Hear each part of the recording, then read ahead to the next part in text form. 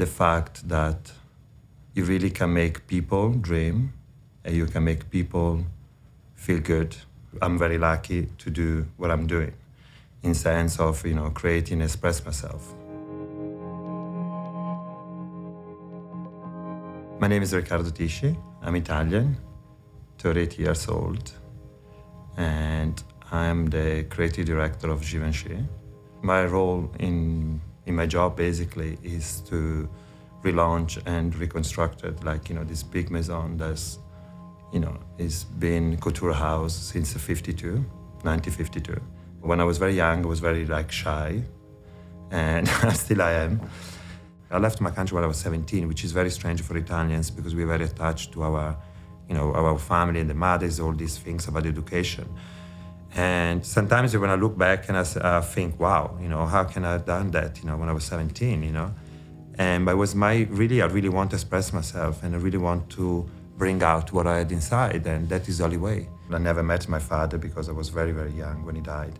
And the fact that I've started working really like a child because, come from not a very well family, it really brought me I was on the real world from the young age. And I think that is a big influence in my work, especially in couture. When I got chosen to be the creative director of Givenchy, was very intense because, from a little village near Como to get in Paris, and the fact to be a designer of such a big house that had such a history and had such amazing designer like John Galliano McQueen before me was very intense, very difficult. I found very strange because 29 years old boy arriving in Paris and meeting all these people that they were doing couture, and there was a moment where in fashion everybody was saying that couture was finished, was dead. So it scared me a little bit in sense of what people were saying. It was influence from people were saying, from media.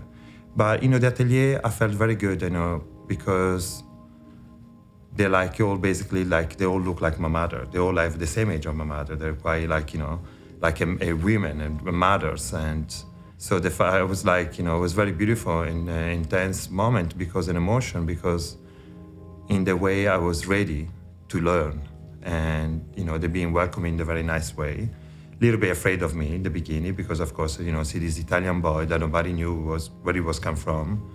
And with Nike trainers and a sweatshirt and jeans and be young and as well giving the key of the house. It's such a big house as the Givenchy. So at the beginning I was a little bit afraid, but very nice, very welcoming with me and very, with time, after 4 or 5 months, they understand I was really there for a reason.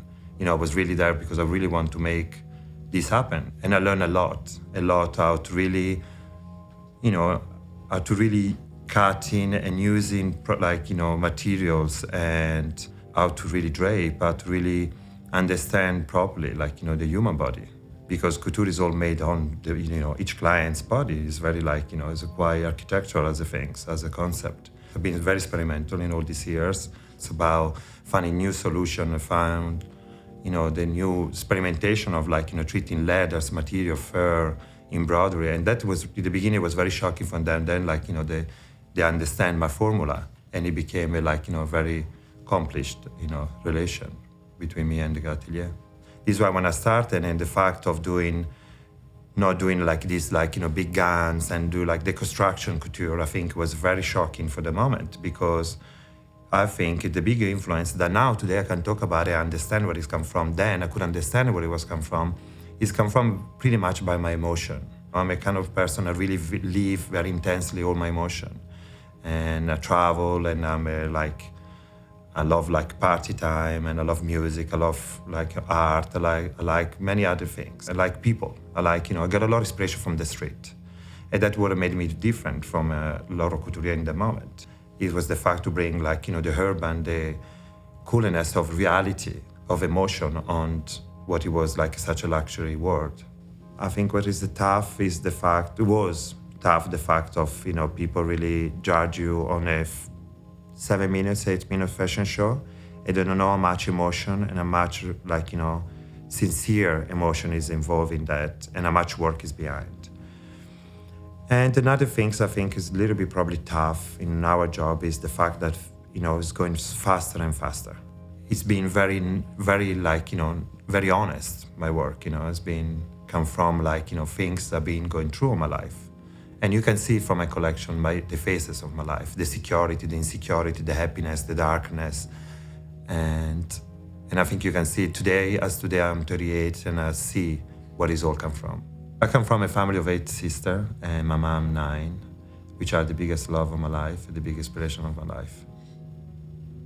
And without my sister, I couldn't be today where I am, because, the fact of losing my father and not being come from a rich family, I could be losing my way, my point in life.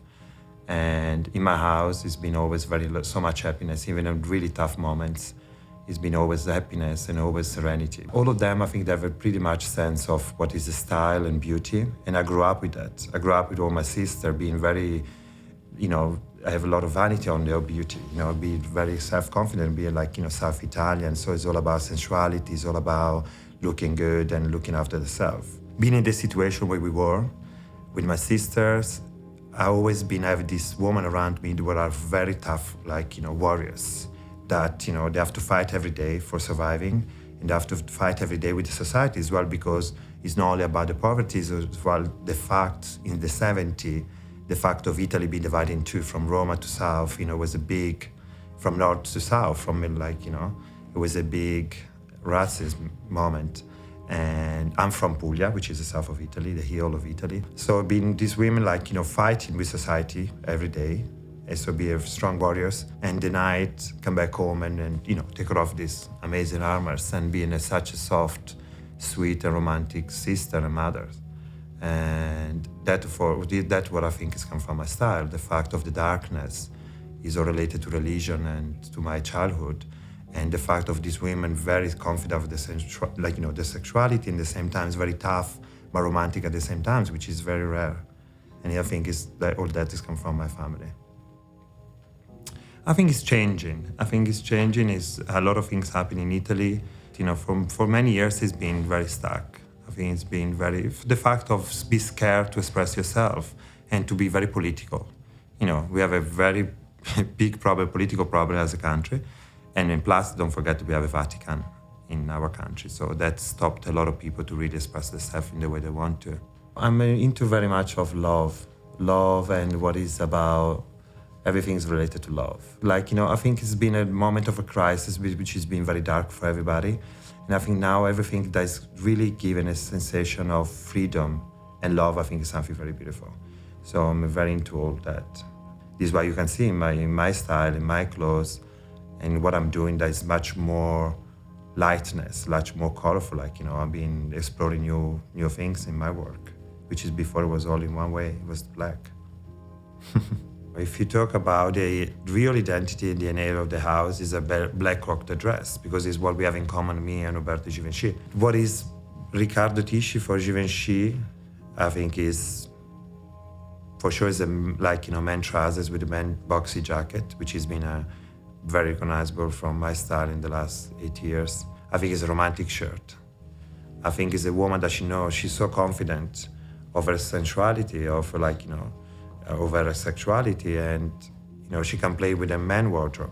So I have the romantic side and the tough side, or more the sharp side. And the same for the menswear.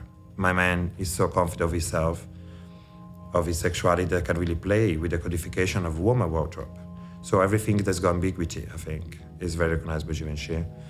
And I think as well is all these, very sharp and geometric accessories and strong accessories, very recognizable for the house at the moment. I think what happened to me was a coincidence. In the way I say to you, I arrived there, it was really destroyed. And there was not much there left. And apart history.